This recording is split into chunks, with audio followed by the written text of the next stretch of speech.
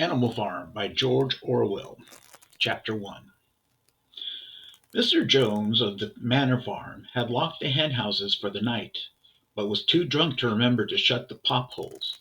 With the ring of light from his lantern dancing from side to side, he lurched across the yard, kicking off his boots at the back door, drew himself a last glass of beer from the barrel in the scullery, and made his way up to bed, where Mrs. Jones was already snoring. As soon as the light in the bedroom went out, there was a stirring and a fluttering all through the farm buildings. Word had gone round during the day that old Major, the prize middle white boar, had had a strange dream on the previous night, and wished to communicate it to the other animals. It had been agreed that they should all meet in the big barn as soon as Mr. Jones was safely out of the way. Old Major, so he was called, though the name under which he had been exhibited was Willingdon Beauty, was so highly regarded on the farm that everyone was quite ready to lose an hour's sleep in order to hear what he had to say. At one end of the big barn, on a sort of raised platform, Major was already ensconced on his bed of straw, under a lantern which hung from a beam. He was 12 years old and had lately grown rather stout, but he was still a majestic-looking pig, with a wise and benevolent appearance, in spite of the fact that his tushes had never been cut. Before long the other animals began to arrive and make themselves comfortable after their different fashions. First came the three dogs, Bluebell, Jessie, and Pincher, and then the pigs, who settled down in the straw immediately in front of the platform. The hens perched themselves on the window sills, the pigeons fluttered up to the rafters, the sheep and the cows laid down behind the pigs and began to chew their cud. The two cart horses, Boxer and Clover, came in together, walking very slowly, and setting down their vast hairy hoofs with great care lest there should be some small animal concealed in the straw. Clover was a stout, motherly mare, approaching middle life, who had never quite got her figure back after her fourth foal. Boxer was an enormous beast, nearly 18 hands high, and as strong as any two ordinary horses put together. A white stripe down his nose gave him a somewhat stupid appearance, and in fact he was not of first-rate intelligence, but he was universally respected for his steadiness of character and tremendous powers of work. After the horses came Muriel, the white goat, and Benjamin, the donkey. Benjamin was the oldest on the farm and the worst tempered. He seldom talked, and when he did, it was usually to make some cynical remark. For instance, he would say that God had given him a tail to keep the flies off, but that he would sooner have had no tail and no flies. Alone among the animals in the farm, he never laughed. If asked why, he would say that he saw nothing to laugh at. Nevertheless, without openly admitting it, he was devoted to Boxer. The two of them usually spent their Sundays together in the small paddock beyond the orchard, grazing side by side and never speaking. The two horses had just lain down when a brood of ducklings, which had lost their mother, filed into the barn, cheeping feebly and wandering from side to side to find some place where they would not be trodden on. Clover made a sort of wall round them with her great foreleg, and the ducklings nestled down inside it and promptly fell asleep. At the last moment Molly, the foolish, pretty white mare who drew Mr. Jones's trap, came mincing daintily in, chewing at a lump of sugar. She took a place near the front and began flirting her white mane, hoping to draw attention to the red ribbons it was plaited with.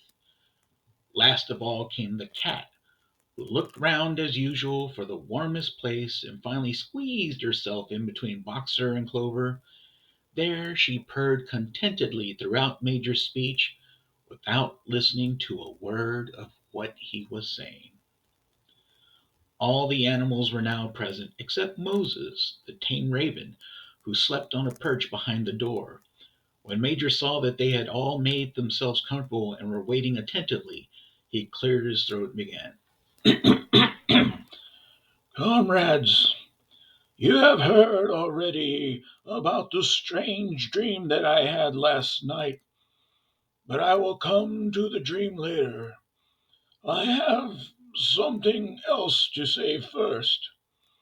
I do not think, comrades, that I shall be with you for many months longer, and before I die, it is my duty to pass on to you such wisdom as I have acquired.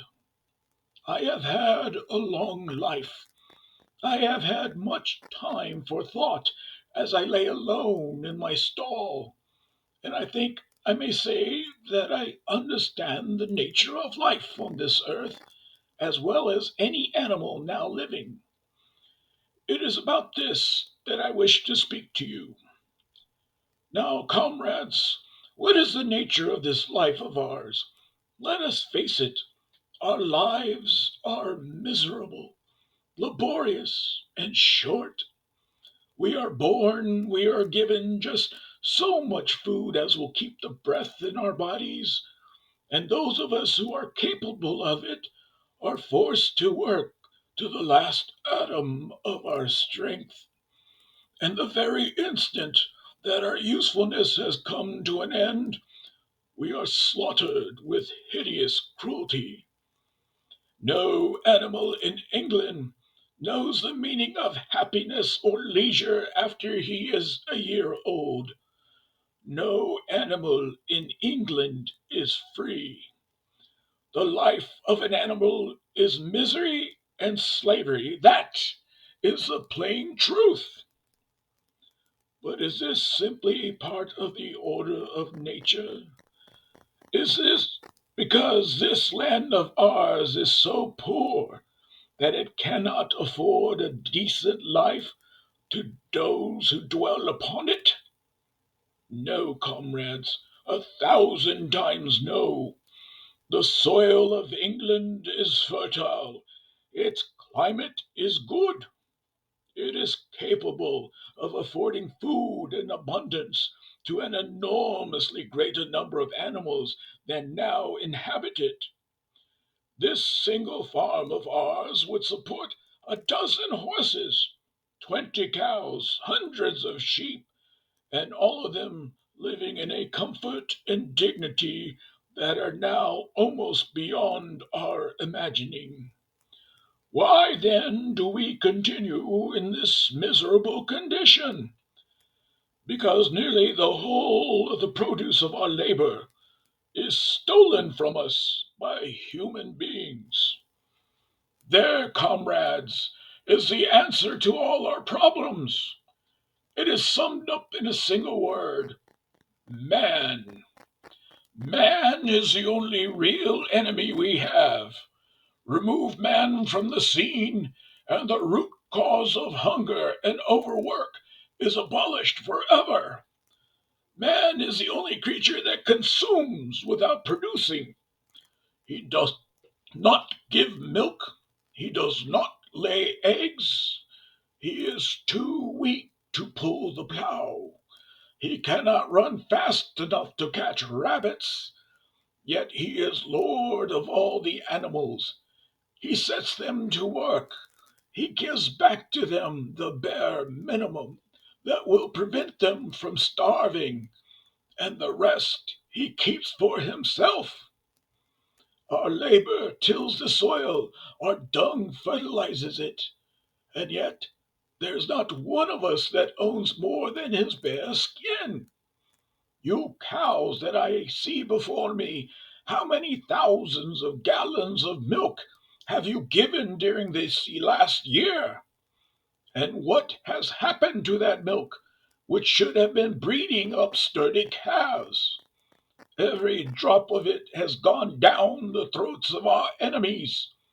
And you hens, how many eggs have you laid this year? And how many of those eggs have ever hatched into chickens?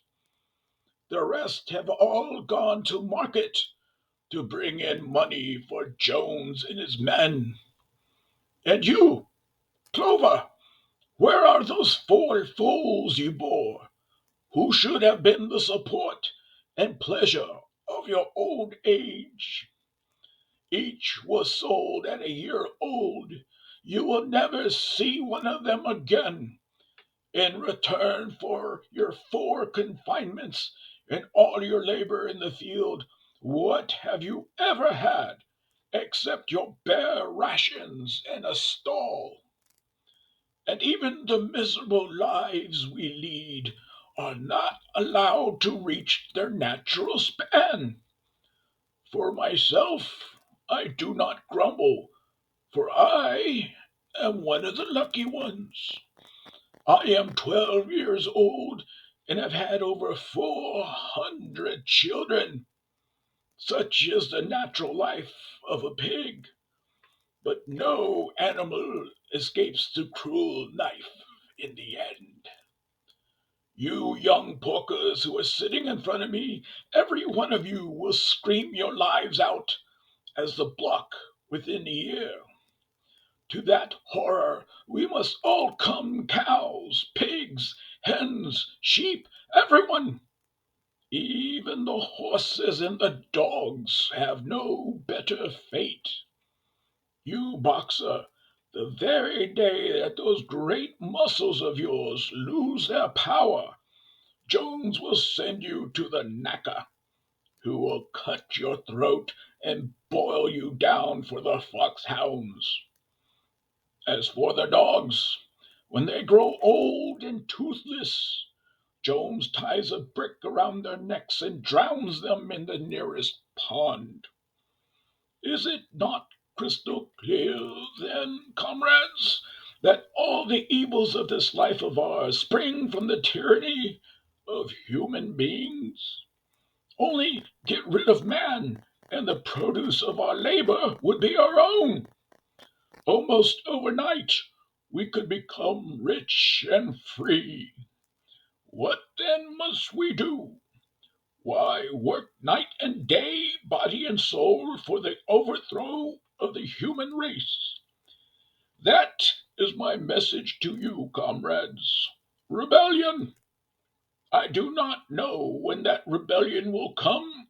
It might be in a week or in 100 years.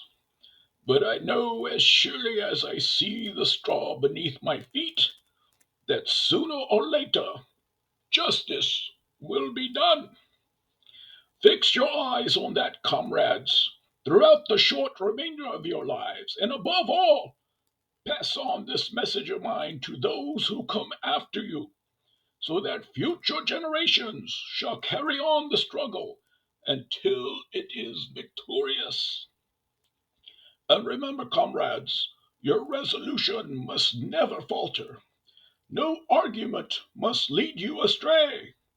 Never listen when they tell you that man and the animals have a common interest, that the prosperity of the one is the prosperity of the others. It is all lies. Man serves the interest of no creature except himself, and among us animals let there be perfect unity, perfect comradeship in the struggle. All men are enemies. All animals are comrades. At this moment there was a tremendous uproar. While Major was speaking, four large rats had crept out of their holes and were sitting in their hindquarters listening to him. The dogs had suddenly caught sight of them, and it was only by a swift dash for their holes that the rats saved their lives. Major raised his trotter for his eyes. "Comrades," he said, "here is a point that must be settled. The wild creatures, such as rats and rabbits, are they our friends or enemies? Let us put it to the vote. I propose this question to the meeting. Are rats comrades?" The vote was taken at once, and it was agreed by an overwhelming majority that rats were comrades. There were only four dissentients, the three dogs and the cat, who afterwards discovered to have voted on both sides. Major continued. "I have little more to say. I merely repeat whenever Or is your duty of enmity towards man in all his ways? Whatever goes upon two legs is an enemy. Whatever goes upon four legs or has wings is a friend. And remember also that in fighting man, we must not come to resemble him. Even when you have conquered him, do not adopt his vices. No animal must ever live in a house or sleep in a bed, or wear clothes, or drink alcohol, or smoke tobacco, or touch money, or engage in trade. All the habits of man are evil, and above all, no animal must ever tyrannize over his own kind. Weak or strong, clever or simple, we are all brothers. No animal must ever kill any other animal. All animals are equal. And now, comrades, I will tell you about my dream of last night. I cannot describe that dream to you. It was a dream of the earth as it will be when man has vanished. But it reminded me of something that I had long forgotten. Many years ago, when I was a little pig, my mother and the other sows used to sing an old song of which they knew only the tune and the first three words. I had known that tune in my infancy, but it had long since passed out of my mind. Last night, however, it came back to me in my dream, and what is more, the words of the song also came back. Words, I am certain, which were sung by the animals of long ago, and have been lost to memory for generations. I will sing you that song now, comrades. I am old and my voice is hoarse, but when I have taught you the tune, you can sing it better for yourselves. It is called Beasts of England. Old Major cleared his throat and began to sing. As he had said, his voice was hoarse, but he sang well enough, and it was a stirring tune, something between Clementine and La Cucaracha. The words ran, Beasts of England, beasts of Ireland, beasts of every land and clime, hearken to my joyful tidings of the golden future time. Soon or late the day is coming, tyrant men shall be o'erthrown, and the fruitful fields of England shall be trod by beasts alone. Rings shall vanish from our noses, and the harness from our back. Bit and spur shall rust forever, cruel whips no more shall crack. Riches more than mind can picture, wheat and barley, oats and hay, clover, beans, and mango wurzels shall be ours upon that day. Bright will shine the fields of England, pure shall its waters be. Sweeter yet shall blow its breezes on the day that sets us free. For that day we all must labor, though we die before its break. Cows and horses, geese and turkeys, all must toil for freedom's sake. Beasts of England, beasts of Ireland, beasts of every land and clime, hearken well and spread my tidings of the golden future time. The singing of this song threw the animals into the wildest excitement. Almost before Major had reached the end, they had begun singing it for themselves. Even the stupidest of them had already picked up the tune and a few of the words, And as for the clever ones, such as the pigs and dogs, they had the entire song by heart within a few minutes. And then, after a few preliminary tries, the whole farm burst out into Beasts of England in tremendous unison. The cows lowed it, the dogs whined it, the sheep bleated it, the horses whinnied it, the ducks quacked it. There was also delight with the song that they sang it right through 5 times in succession, and might have continued singing it all night if they had not been interrupted. Unfortunately, the uproar awoke Mr. Jones, who sprang out of bed. Feeling sure that there was a fox in the yard, he seized the gun, which always stood in a corner of his bedroom, and let fly a charge of No. 6 shot into the darkness. The pellets buried themselves in the wall of the barn, and the meeting broke up.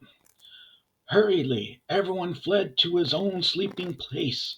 The birds jumped onto their perches, the animals settled down in the straw, and the whole farm was asleep in a moment. End of chapter 1.